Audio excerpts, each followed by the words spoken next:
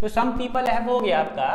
अब देखते हैं कि यहाँ पर इसके लिए परपेंडिकुलर ये है तो यहाँ पर 1 हो गया। हाइपोटेनिस मतलब 2, इसका ये मतलब है साइन ए इक्वल टू 1/2 आ गया। क्लियर है इतना। दूसरा चीज यहाँ पर हमको देख ही रहे हैं कॉस ए भी निकालना है, तो साथ में ही कॉस ए निकाल दे रहे हैं, बाद में कैलकुलेशन करेंगे। तो यहाँ पर हम कॉस ए निकाल रहे हैं। Cos A equal to curly, देखिए some people have curly brown hair. ठीक है, तो अब देखिए ये एंगल है तो ये वाला ऑपोजिट साइड यानी परपेंडिकुलर होगा, तो ये चीज बेस हो गया। तो बेस का मतलब 3 और एच का मतलब क्या हो गया 2। ठीक है, अब देख रहे हैं कि नहीं देख रहे हैं। ठीक है, यहाँ पर बेस ए के रिलेशन में बेस हम लोग का √3 हो गया। अब अगला चीज है साइन सी भी निकालना है। यहाँ पर साइन सी दिया हुआ है तो साइन सी निकाल लीजिए। अब मामला पलट गया है, अब बात पलट गया है। ठीक है, अब एंगल ये है। अब इस एंगल के with respect to this angle, with respect to angle C we will be having the perpendicular as √3। Opposite वाला परपेंडिकुलर होता है तो अगेन P/H होता है। ठीक है, तो P का वैल्यू √3 है यहाँ पर और H का वैल्यू ऑब्वियसली 2 है। ठीक है, उसी तरह cos C निकाल लेते हैं। cos C निकाले तो cos equal to base upon hypotenuse. तो base upon hypotenuse that is base is 1/2। Clear है। तो ये देखिए चीज़ें बहुत सिंपल हो जाएंगी अगर आप इसको अच्छी तरह से समझने की कोशिश करेंगे। अगर नहीं समझ में आ रहा है तो जो भी प्रीवियस लेक्चर से स्टार्टिंग में मैंने बताया था कि हाइपोटेन्यूज, बेस और परपेंडिकुलर क्या होता है, कैसे समझना है कि कौन सा आपका परपेंडिकुलर है और कौन सा बेस है। ठीक है, तो ये चीज़ अगर आपको समझ में आ जाएगा तो सॉल्व करना बहुत बहुत आसान हो जाएगा। Now what we need to do is that we have to just substitute this values here. ठीक है, ये सारे के सारे वैल्यूज कहाँ पर सब्स्टिट्यूट करना है, हियर मतलब यहाँ पर सब्स्टिट्यूट करना है। सो आई विल रब दिस। तो ये वाला मैं क्या करता हूँ, इसको रब कर देता हूँ। ठीक है,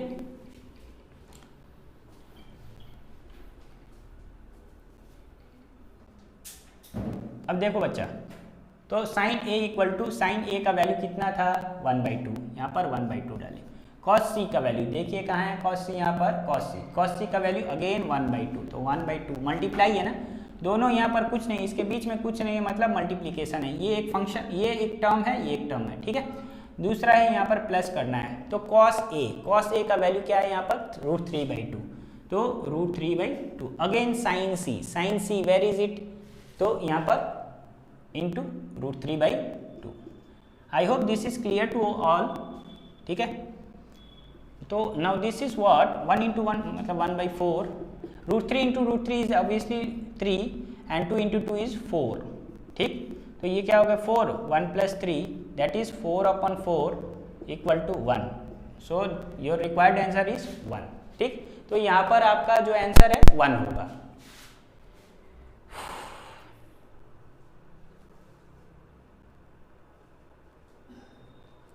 ओके, नाउ वन एक और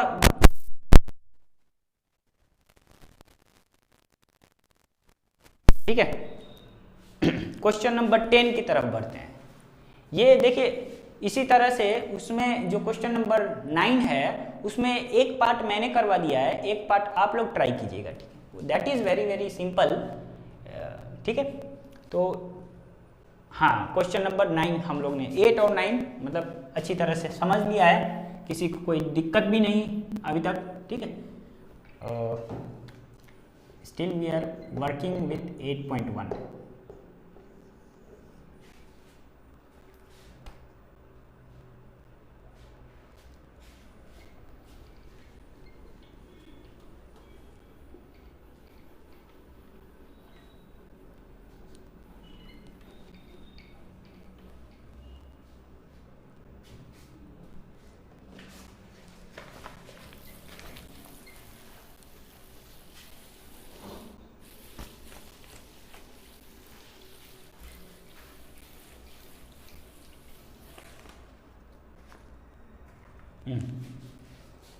अब क्वेश्चन नंबर 8.10 का हम लोग क्वेश्चन नंबर 10 पे आते हैं।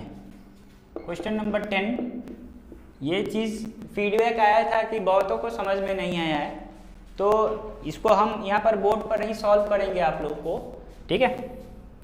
क्वेश्चन नंबर 10 है, क्या हम क्वेश्चन भी लिख देते हैं। In triangle P Q R, right angled at Q, ठीक है। मतलब बताते हैं P R plus Q R equal to 25 centimetre and P Q equal to 5 centimetre. Determine the values of cos p, sin cos and tan p. Determine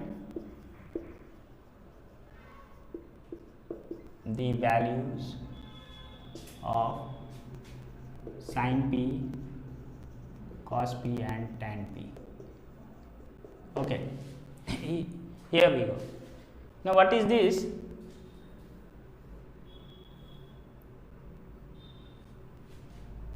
This is A, B and C. A right triangle, sorry P Q and R बोला है। Okay, यहाँ पर बोला है कि P Q R is a right triangle, is a triangle right angle at Q, मतलब Q पर right angle मतलब 90 डिग्री। क्लियर है। एक कंडीशन दिया हुआ है सॉल्यूशन में, क्या दिया हुआ है। पहला condition P R plus Q R equal to 25, another is P Q equal to 5 centimetre. We do not know this P R, we do not know the value of P R and Q R, we need to find one. मतलब हमें P R का value नहीं मालूम है और Q R का value नहीं मालूम है, तो इनको पहले पता करना पड़ेगा। एक का वैल्यू दे दिया हुआ है, पी क्यू का वैल्यू दे दिया है 5 सेंटीमीटर। अब बाकी को कैसे पता करेंगे, तो अगेन यूजिंग पाइथागोरस थ्योरम, ठीक है। Again what to do is that, by using Pythagoras theorem.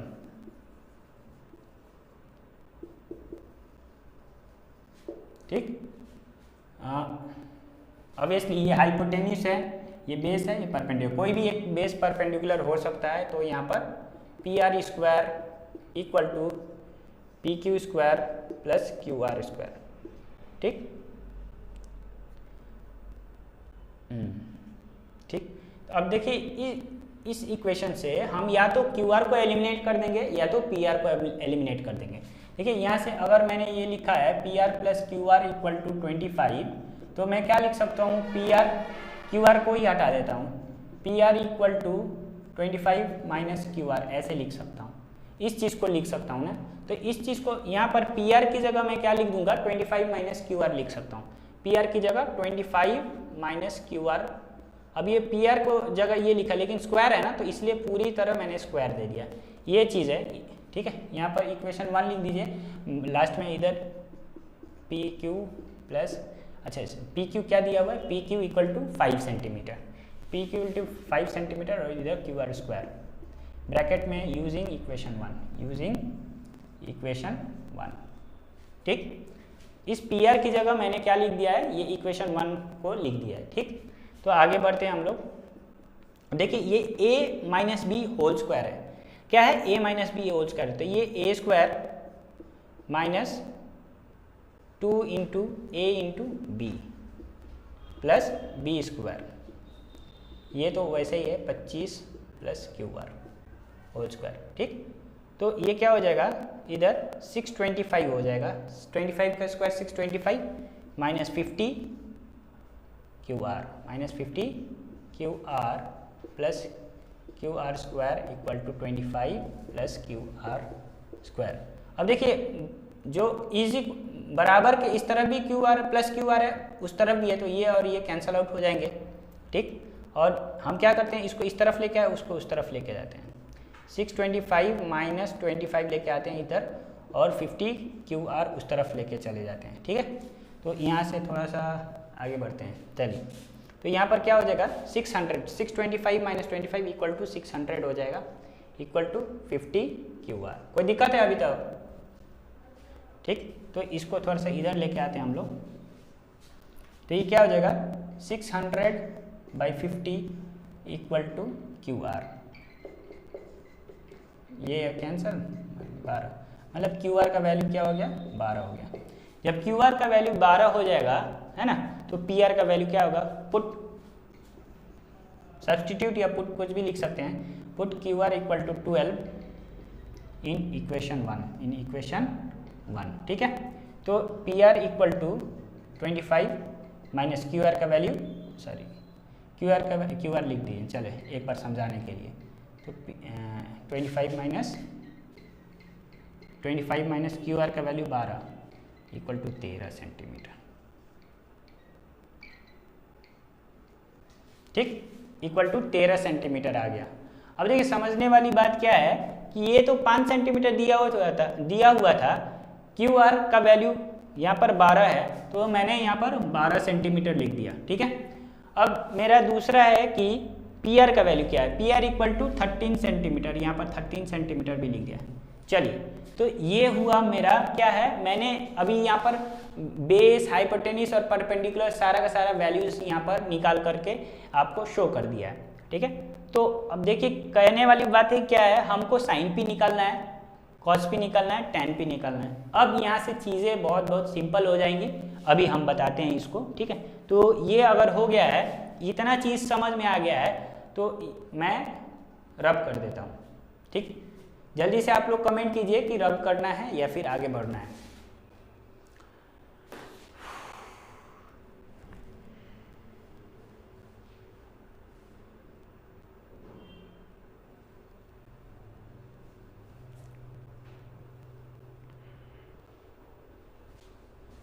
तो नहीं दिख रहा है, ओ सर साइड हो जाइए, ओके चलिए, साइड हो तो गए, साइड हो गए हैं, चलिए आप लोग कीजिए।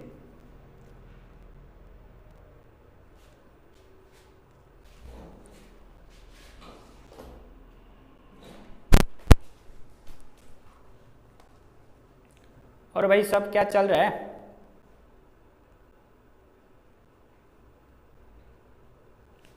बेटा ये मत बोलियो कि फॉग चल रहा है।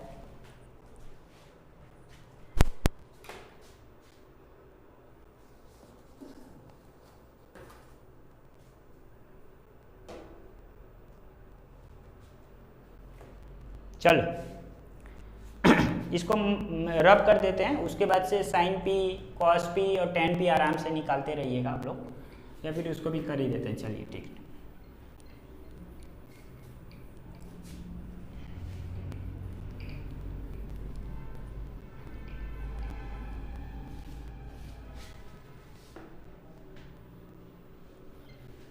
इसी का पार्ट है, आगे कंटिन्यू कर रहे हैं, ठीक है। अब देखिए क्या है, साइन पी क्या निकालना है, कॉस पी, और एक और टैन पी निकालना है, ठीक है।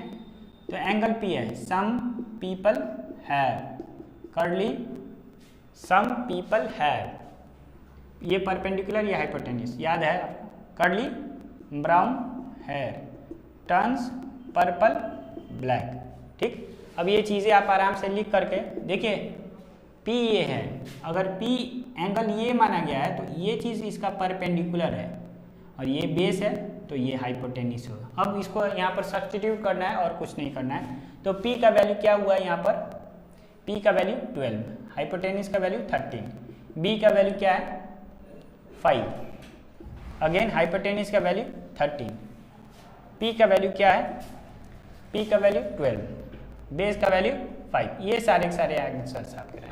सिंपल तो नहीं, मतलब फर्स्ट में उसमें कैलकुलेशन में ज़्यादा वक्त लगा, लेकिन जो एक्चुअल आंसर जब निकालना था आपको उस समय कुछ वक्त नहीं लगा, ठीक है।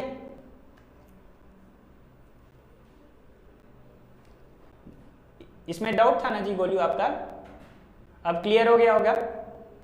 चलिए वेरी गुड।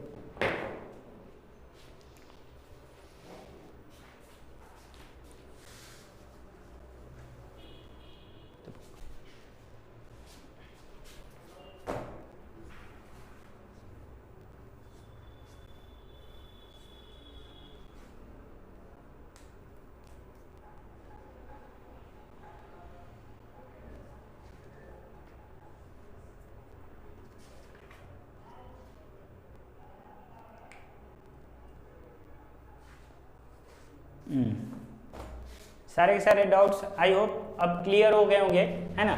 अब हम लोग आते हैं आपके 8.3 का एक क्वेश्चन है ना। 2 क्वेश्चन एक्चुअली मैं बताने वाला हूँ, उसके बाद से सारे के सारे 8.3 कंप्लीट हो जाएगा ना, तो हम लोग 8.4 की तरफ बढ़ेंगे। उससे पहले उसके लिए जो भी ज़रूरत कॉन्सेप्ट नेसेसरी कॉन्सेप्ट्स आपको बताने रहेंगे, वो भी पहले बताया जाएगा।